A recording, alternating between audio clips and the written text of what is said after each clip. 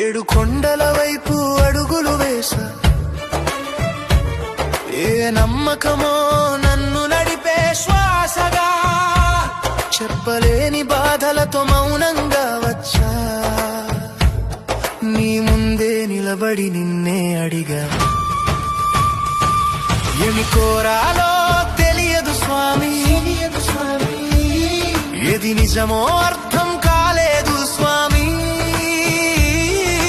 చేతులు జోడించి నిలబడ్డ వేళ, నా కన్నీళ్ళే నా మాటలయ్యే వేళ. గోవింద గోవింద, నీ చూపే నా ఆశల దారి, వెంకటేశ శ్రీనివాస, నా జీవితం నీ చేతులలో స్వామి.